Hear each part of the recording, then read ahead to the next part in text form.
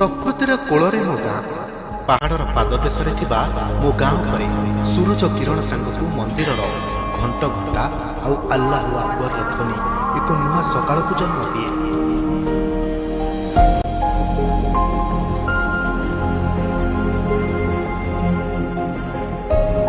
ଆଜି ମୋ ଗାଁ ଧୂପ ଦୀପରେ ବାସୁଛି, ଉତ୍ସବ ମୁଖର ହୋଇଛି।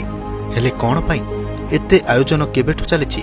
ଏ ପରମ୍ପରା କ'ଣ ରହିଛି ଏ ଗାଁରେ? ଆସନ୍ତୁ ଦେଖିବା।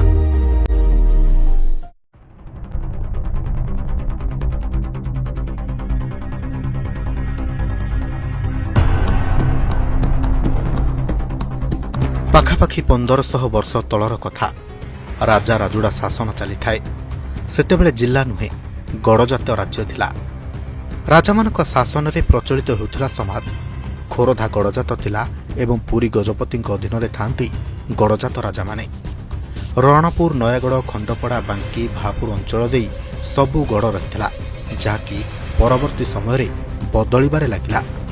ଇତିହାସ କହେ, ଜଣେ ରାଜାଙ୍କ ଭାଇଙ୍କୁ ଯେତେବେଳେ ମୃତ୍ୟୁ ଦଣ୍ଡାଦେଶ ହୋଇଥିଲା ଏବଂ ସେ କୌଣସି ମତେ ଖସି ଆସିଥିଲେ, ସେତେବେଳେ ସେ ଆସି ପହଞ୍ଚିଥିଲେ ରଣପୁର ରାଜାଙ୍କ ପାଖରେ। ରଜାଘର ପୁଅର ବେଶଭୂଷା ଦେଖି ରଣପୁର ରାଜା ତାଙ୍କୁ ପଠାଇଲେ ମାଣିକଗଡ଼କୁ। ସେତେବେଳେ ଏଠାରେ ଆଦିବାସୀ ରହୁଥିଲେ। ଯେହେତୁ ରାଜା ଏଠାକୁ ଆସିଲେ, ତେଣୁ ଏଠି ଇଷ୍ଟଦେବୀ ମା ଭଗବତୀଙ୍କୁ ଅଣାଗଲା। ଇତିହାସର ପୃଷ୍ଠାକୁ ଉନ୍ମୋଚନ କଲେ ଏ ଗାଁକୁ ନେଇ ଅନେକ ରୋଚକ ତଥ୍ୟ ମିଳେ, କିନ୍ତୁ ସଂକ୍ଷେପରେ ଏ ଗାଁର କାହାଣୀକୁ ନେଇ ଆମେ ପହଞ୍ଚାଉଛୁ। ଏ ଗାଁ ଇତିହାସର ଗାଁ, କିମ୍ବଦନ୍ତୀର ଗାଁ, ଐତିହ୍ୟ, ସଂସ୍କୃତି, ପରମ୍ପରାର ଗାଁ। ଇତିହାସର ସ୍ୱର୍ଣ୍ଣିମ ଅଧ୍ୟାୟରେ ଲେଖା ହୋଇଥିବା ଏହି ଗାଁ ମାଣିକାଗୁଡ଼ା।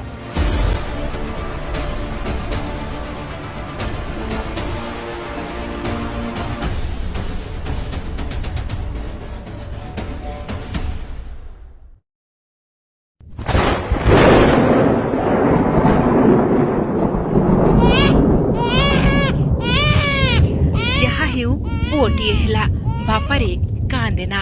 ତ ଜନ୍ମ ପରା ଏହି ବୀର ମାଟିରେ। ଏହି ମାଟିର ପୁଅ କେବେ ବି କୋଉଠି ହାରିନି। ଏହି ମାଟିର ପୁଅ ଏ ଗାଁ ପାଇଁ କେତେ କଣ ନ କରିଛନ୍ତି। ତୋ ଭାଗ୍ୟ, ତୁ ଏହି ଗାଁରେ ଜନ୍ମ ନେଇଛୁ। ତୁ ଖେଳକୁଦ କରିବୁ, ପାଠ ବି ପଢିବୁ, ଆଉ ଭଲ ମଣିଷଟିଏ ହେବୁ। ଏ ଗାଁର ଟେକ ରଖିବୁ ଦିନେ, ଆଉ ଦରକାର ପଡ଼ିଲେ ଏ ଗାଁର ସୁରକ୍ଷା ପାଇଁ ଶାସ୍ତ୍ର ପଢି, ନମାଜ ପଢି, ଅସ୍ତ୍ର ଧରି ଶତ୍ରୁ ସହିତ ଲଢ଼େଇ କରିବୁ, ଆଉ ଦେଖେଇଦବୁ ଏ ଗାଁ ପାଇଁ ତୁ କଣ କରିପାରୁ। କାହିଁକି ନା ଏ ଗାଁର ଇତିହାସରେ ଲେଖା ହୋଇଛି ବା କେବଳ ବୀର, ଯୋଦ୍ଧା, ସଂଗ୍ରାମୀ ଆଉ ଯୁଗ ପୁରୁଷଙ୍କ ନାଁ।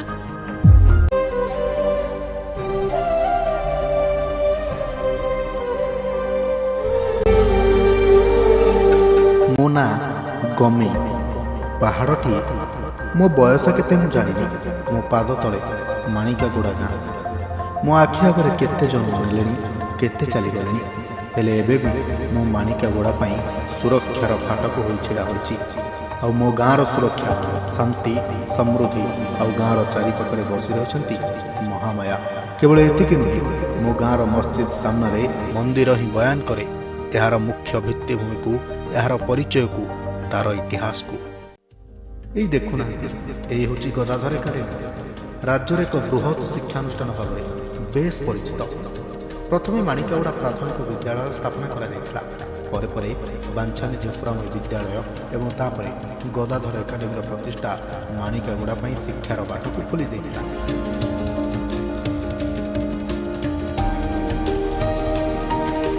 ଇତିହାସ ତ ଅନେକ କଥା କହୁଛି, କିନ୍ତୁ ନିରନ୍ତର ସତ ହେଉଛି ଏହି ସ୍କୁଲରୁ ପାଠ ପଢ଼ି କିଏ କେଉଁଠି ଅଛନ୍ତି। କେଉଁଠି ସୀମାରେ ଏ ଗାଁର ପୁଅ ବନ୍ଧୁକ ଧରି ଛିଡ଼ା ହୋଇଛି, ତ ଆଉ କେଉଁଠି କାଗଜ କଲମର ଚୌହଦି ଭିତରେ ଲୋକଙ୍କୁ ସେବା ଯୋଗାଉଛି ଏ ଗାଁର ପ୍ରଶାସନିକ ଅଧିକାରୀ।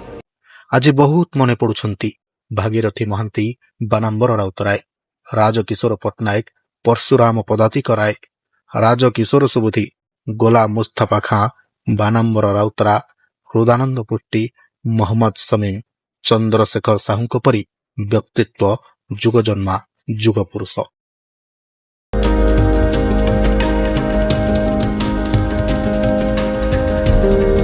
ଯେ ଗାଁର ଶିକ୍ଷା, ସଂସ୍କାର, ଶୃଙ୍ଖଳା, ସୁରକ୍ଷା, ସାହିତ୍ୟ, କ୍ରୀଡ଼ା, ଦିଗନ୍ତ ପ୍ରତି ଆଜୀବନ ଅବଦାନ ଦେଇ ଆଜି ଏ ଗାଁ ପାଇଁ ଏ ମାଟି ପାଇଁ ଅମର ହୋଇଯାଇଛନ୍ତି।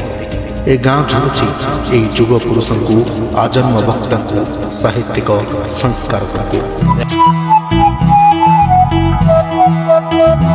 ସବୁଠି 12 ମାସରେ ପାଳିତ ହୁଏ 13 ପରବ, ତ ମାଣିକଗୁଡ଼ାରେ ମନାଯାଏ 15ଟି ପରବ।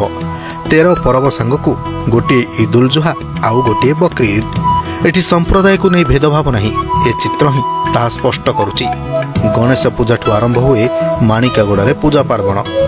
ଆଶ୍ୱିନ ମାସ ଆଉ ଶରତ ଋତୁର ସମ୍ଭାର। ତାଳ ଗାଡ଼ିଆରେ ସୂର୍ଯ୍ୟଙ୍କ ଉଦୟରୁ ଆରମ୍ଭ ହୁଏ ଦିନ, ଆଉ ଭାଲୁମୁଣ୍ଡିଆର ଆଢ଼ୁଆଳରେ ନିରବି ଯାଆନ୍ତି ସୂର୍ଯ୍ୟ ଦେବତା, ତ ଆସିଯାଏ ସଞ୍ଜ।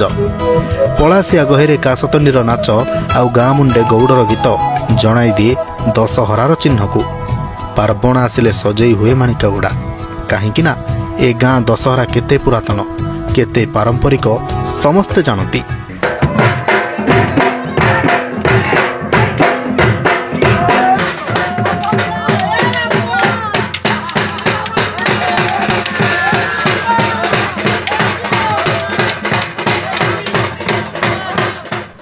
ପୁରାତନ ଯୁଗରୁ ଚାଲି ଆସିଥିବା ପ୍ରଥା ପରମ୍ପରା ଆଜି ବି ଉଜ୍ଜୀବିତ ହୋଇ ରହିଛି ଏ ଗାଁରେ।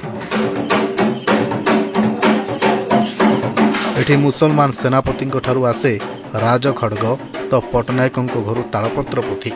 ମହିଷା ମର୍ଦ୍ଦିନୀଙ୍କ ଠାରୁ ଆସନ୍ତି ଦିବ୍ୟ କଟରା ଠାକୁରାଣୀ, ତ ଅନ୍ୟପଟେ ଗାଁର ଇଷ୍ଟଦେବୀ କନକ ଦୁର୍ଗା ଆସି ପହଞ୍ଚନ୍ତି ଅଧିଷ୍ଠାତ୍ରୀ ଦେବୀ ମା ଭଗବତୀଙ୍କ ପାଖରେ।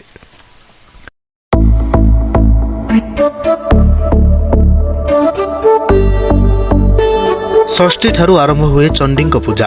ସପ୍ତମୀରେ ମା ମହିଷାମର୍ଦ୍ଦିନୀଙ୍କ ପୂଜା ହୁଏ, ଆଉ ଆସନ୍ତି ଭଗବତୀଙ୍କ ପାଖକୁ। ଦଶହରାର କିଛି ଦିନ ପୂର୍ବରୁ ହିଁ ସମୟ ମୁହୂର୍ତ୍ତ ପାଞ୍ଜି ଦେଖି ସ୍ଥିର ହୋଇଥାଏ। ପରିଶେଷରେ ଦିବ୍ୟସିଂହପୁର ଶାସନ ମଝି ରାସ୍ତାରେ ମଧ୍ୟରାତ୍ରରେ ହୁଏ ଅପରାଜିତା ହୋମ, ଆଉ ପୁରୋହିତଙ୍କ ସହିତ ଏକତ୍ର ହୋଇ ବସନ୍ତି ମୁସଲମାନ ପୁରୋଧା। ଏଇ ତ ମାଣିକାଗୁଡ଼ାରେ ହିନ୍ଦୁ ମୁସଲମାନ ଭାଇଚାରାର ପରିଚୟ। ସବୁଠାରୁ ଆକର୍ଷଣର କଥା ହେଲା, ଷଷ୍ଠୀ ଠାରୁ ଆରମ୍ଭ ହୁଏ ଡ୍ରାମା, ସରେ ଯାଇ ଦଶହରା ପରେ। ତ ଏ ଗାଁ ଦେଖାଇ ଦିଏ ତା କଳାକାରଙ୍କ ଚମତ୍କାରିତାକୁ।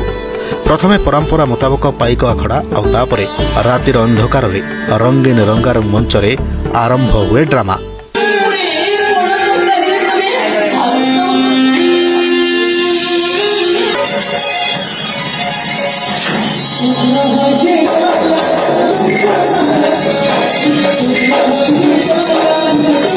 ଶୀତ ଆସେ, କାର୍ତ୍ତିକ ପୂର୍ଣ୍ଣିମାରେ ଗାଁ ହୁଏ ଚଳଚଞ୍ଚଳ, ଆଉ ଗଉଡ଼ ଗାଈଗୋଠ ଧରି ବାହାରିଯାଏ ଗମେଇ ମୁଣ୍ଡିଆ ତଳକୁ। 10ଟା ବାଜୁ ବାଜୁ ପିଲେ ବାହାରନ୍ତି ସ୍କୁଲକୁ ଗରମ ଭାତ ଆଉ ସଜ ଆଳୁ ପୋଡ଼ ଚକଟା ଖାଇ। ଆଉ ଛୁଟି ଦିନ ପଡ଼ିଲେ ତ କଥା ସରିଲା, ପୋଖରୀରେ ଡିଆଁ ହେବ।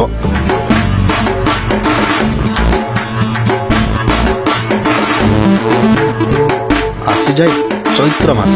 ଦଣ୍ଡୁଆ ଭାଇ ପ୍ରସ୍ତୁତ ହୁଅନ୍ତି ମୋ କାମନା ମାର ଆବାହନ କରିବାକୁ। ପାଣି ତୋଳା ହୁଏ 14 ଦିନ, ନହେଲେ 21 ଦିନର ଦଣ୍ଡ ପରେ ଆସେ ଓହୋଲଦପ, ଆଉ ତା ପରଦିନ ଝାମୁଯାତ୍ରା।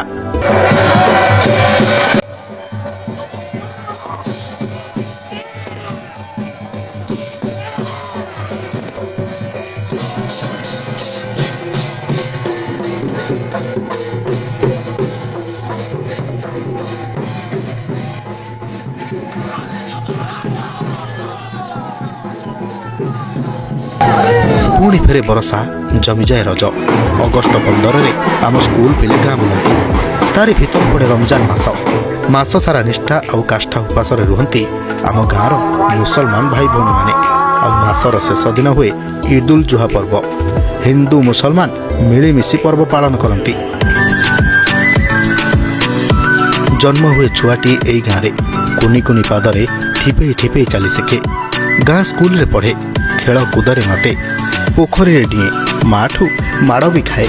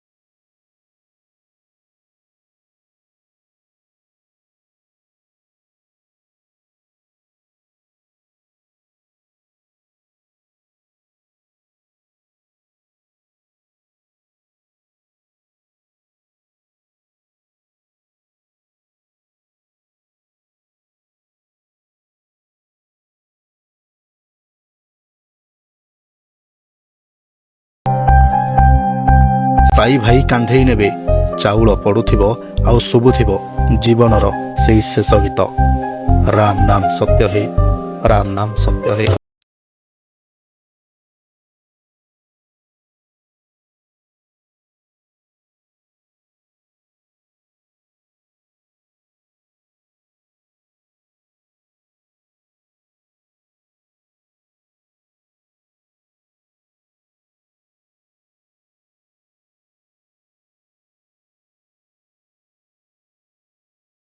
ଦେଇଥିଲା ମୋ ଗାଁର ପରମ୍ପରା, ଐତିହ୍ୟ, ଇତିହାସ, ତତ୍ସହିତ ଚାଲିଚଳଣି ଆଉ ବିକାଶର ଗାଥା। ମୋ ଗାଁ ସବୁବେଳେ ସୁନ୍ଦର ହୋଇ ରହିଥିବ ଏବଂ ଗାଁର ସୁରକ୍ଷା ପାଇଁ ଏ ଭାଇଚାରା ଗୋଟେ ମୂଳ ଅସ୍ତ୍ର ହୋଇ ରହିବ, ସବୁବେଳେ ରହିଥିବ। ନମସ୍କାର।